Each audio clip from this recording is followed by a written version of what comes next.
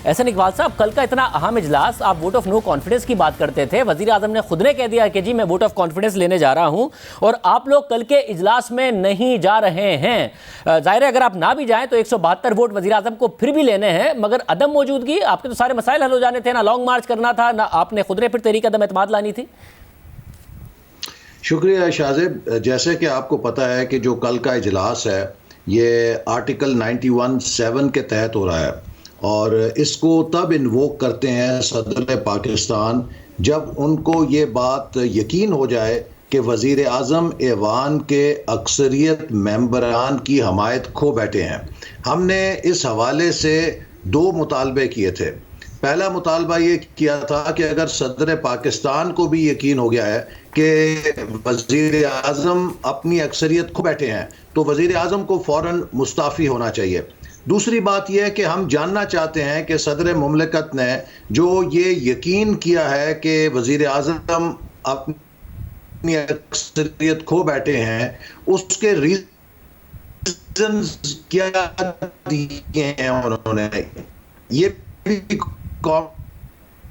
के सामने पेश किए जाए।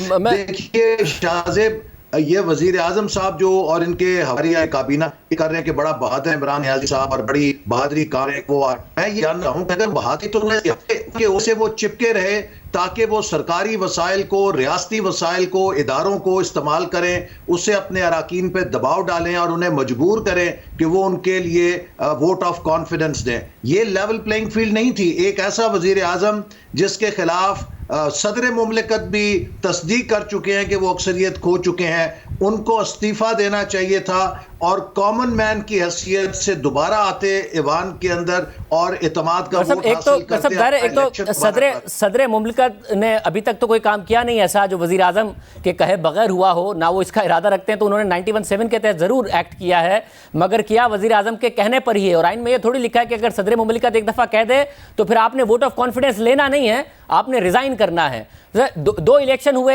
एक में फौजिया अरशद साहबा जीत गए 174 वोट लेकर, एक में गिलानी साहब जीत गए। उसके बाद अगर वजीर आजम वोट ऑफ कॉन्फिडेंस ले रहे हैं तो असल में क्या आप लोगों को हैरान कर दिया वजीर आजम ने, और आप लोगों की बिल्कुल तैयारी नहीं थी कि वजीर आजम ये इकदाम कर देंगे, जिसकी वजह से आप लोगों को अब समझ में नहीं आ रहा करना क्या है? हमें कतन हैरान नहीं किया है,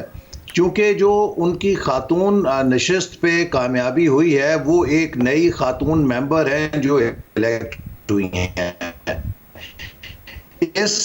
हफीज शेख साहब की सीट की अहमियत ये थी कि ये और हकी पॉलिसियां टेस्ट पे लगी हुई थी। तो दरअसल अराकीन असेंबली ने और खुद हुकूमत की जमात के अराकीन ने हुकूमत की मुआशी पॉलिसियों के खिलाफ वोट दिया और उन्हें मुस्तरद किया। यही वजह है कि this was almost like defeat of finance bill. ये हुकूमत की मुआशी पॉलिसियों की शिकस्त थी, जिसके बाद वजीर आजम को अगर उनके अंदर कोई मॉरल स्टैंडर्ड्स होते, या वो फिर एक नए इंतखाबात का ऐलान करते या फिर वो इस्तीफा देकर खुद को कॉमन मैन की हैसियत में आते। आप देखिए यही शख्सियत थे, कितना मुतालबा किया करते थे कि फलाना इस्तीफा दे, ये हुकूमत के ओहदे पे बैठा है, ये असरअंदाज होगा, इसकी मगरबी जमहूरियत में ये होता है, डेनमार्क में ये होता है, हॉलैंड में ये होता है, इंग्लैंड में ये होता है। तो हॉलैंड और इंग्लैंड और डेनमार्क में ये भी होता है कि जब वजीर आजम कहे कि मेरी इस कामयाबी और नाकामयाबी की जिम्मेदारी अपनी होगी और ये इलेक्शन में हार गया सेनेट का तो मैं नाकाम होऊंगा, और जब वो हार जाए तो बरतानिया के अंदर वो 5 मिनट नहीं 5 सेकंड में इस्तीफा दे देता। वो जमहूरियत जिसकी सुबह शाम हमें लेक्चर मिलता है, मगर ऐसा इकबाल साहब, क्योंकि आप ये बरतानिया हॉलैंड की मिसाल वजीर आजम पर रखकर दे रहे हैं, अगर वहां पर किसी सियासी जमात के इत्तेहादी के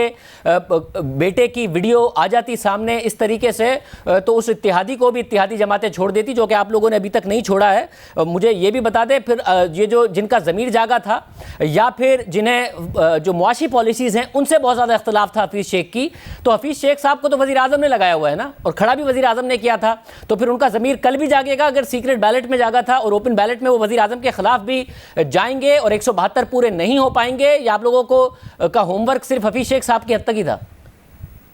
देखिए, अगर वज़ीर आज़म मुस्ताफ़ी हो जाते तो मैं आपको दावे से कह सकता हूं कि वो कभी भी एतमाद का वोट नहीं ले सकते थे। लेकिन अब ये एतमाद का वोट वो शख्स ले रहा है कि जो प्राइम मिनिस्टर के ऑफिस में बैठा है, वो सरकारी और रियासती वसाइल को इस्तेमाल कर रहा है। और हमने इस बात पर भी कुछ एतराज़ किया है कि जो वज़ीर आज़म के शिकस्त के अगले दिन कुछ इजलास हुए हैं और कुछ मीटिंग हुई हैं, उसने भी कोई अच्छे मैसेजेस नहीं दिए हैं और वज़ीर आज़म ने कौमी इदारों को अपनी सियासत में झोंकने की कोशिश की है। तो वो ये नफ्सियाती तौर पे और अदरवाइज दीगर एजेंसियों के जरिए और हुकूमती वसाइल के जरिए अपने मेंबरान को आप कोर्स कर रहे हैं, उनको दबाव में ला के ऐसे कानून में अगर आप नो कॉन्फिडेंस लाते उस वक्त भी वो वजीर आजम ही होते, तो फिर उस वक्त भी रियासती वसाइल तो इस्तेमाल होते। तो वजीर आजम ने तो खुद ने कह दिया कि जी मैं वोट ऑफ कॉन्फिडेंस लेने जा रहा हूं। तो वो लोग जिनका ज़मीर जागा था या नून लीग की या पीपल्स पार्टी की टिकट की होप में जिन्होंने वोट दिया था, अगर उन्हें नजर आ रहा है कि जी आगे हमें टिकट मिलेगा और अगर अगला इलेक्शन होगा तो उसमें नून लीग जीत जाएगी और सिंध से पीपल्स पार्टी ने ही जीतना है और हमें उनका टिकट चाहिए, तो कल कर दें वजीर आजम के खिलाफ वोट ऑफ नो कॉन्फिडेंस, ना जाए वोट ऑफ कॉन्फिडेंस में। देखिए ना, जैसे मैंने आपसे पहले कहा कि अगर लेवल प्लेइंग फील्ड होती और हमने जैसे मुतालबा किया था कि वजीर आजम इस्तीफा देते तो ये कल शिकस्त होती। अब तो ये कोर्शन के जरिए उनसे वोट ऑफ कॉन्फिडेंस ले रहे हैं और इसीलिए हम इस इजलास का बॉयकॉट कर रहे हैं। इसकी कोई हैसियत नहीं और ठीक है, मगर आपकी बातों से ही लग रहा है कि ऑपोजिशन को कोई उम्मीद नहीं है 172 से ज़्यादा वोट वजीर आजम ले जाएंगे। मगर कल तो जो होगा सो होगा। अगर संजरानी साहब का जो चेयरमैन सेनेट का इलेक्शन है वो तो सीक्रेट बैलेट के जरिए है, अगर वो भी संजरानी साहब जीत गए तो आपके जो सेनेट इलेक्शन में हफीज शेख की हार है उसकी खुशी एक दो दिन की नहीं साबित होगी। फिर तो हुकूमत ने उल्टा आपके ऊपर चढ़ाई कर देनी है कि जी आप लोग एक खुश हो रहे थे, वजीर आजम भी वोट ऑफ कॉन्फिडेंस ले गए, ज़्यादा अक्सरियत आपकी है इस वक्त सेनेट में अपोजिशन इत्तेहाद की, मगर चेयरमैन सेनेट भी अपना मुंतखब करा गए। देखिए, कल का जो उनका वोट ऑफ कॉन्फिडेंस है वो डिफेक्शन क्लॉज के तलवार के नीचे है और हुकूमती वसाइल के दबाव के नीचे है। लेकिन जो सीक्रेट बैलेट के अंदर उनकी शिकस्त हो चुकी है उससे हुकूमत मॉरल लेजिटिमेसी खो बैठी है। और अब जैसे एक दीवार में से आप मास्टर ईंट निकाल लें और बाकी दीवार के गिरने का अमल शुरू हो जाता है, इस शिकस्त के बाद अब उनके गिरने का अमल शुरू हो चुका है। बिगिनिंग ऑफ द एंड की तरफ अब जा रहे हैं। ज़्यादा स्ट्रांग होकर नहीं निकलेंगे अगर वो कल भी जीत गए और फिर उसके बाद चेयरमैन सेनेट का भी इंतखाब संजरानी साहब जीत गए तो ज़्यादा मजबूत होकर नहीं आएगी हुकूमत। मेरा नहीं ख्याल कि वो चेयरमैन सेनेट का इलेक्शन जीत सकेंगे। वो सीक्रेट बैलेट भी है और उसमें अभी तक जो तादाद है उसमें अपोजिशन की चंद वोटों की अक्सरियत है, हुकूमत के इत्तेहाद को मेजॉरिटी नहीं है। और मैं समझता हूं कि आप आने वाले दिनों में आप देखेंगे कि ये वजीर आजम साहब ज़्यादा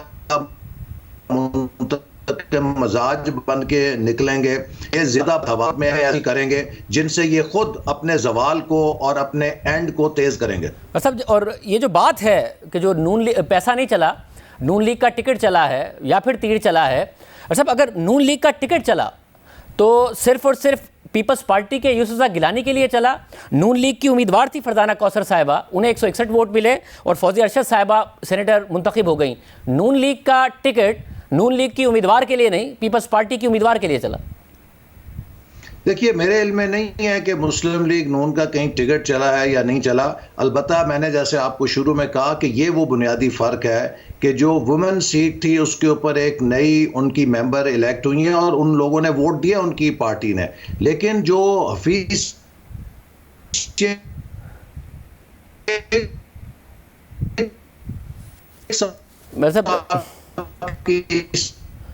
बहुत शुक्रिया हसन इकबाल साहब हमारे साथ मौजूद थे।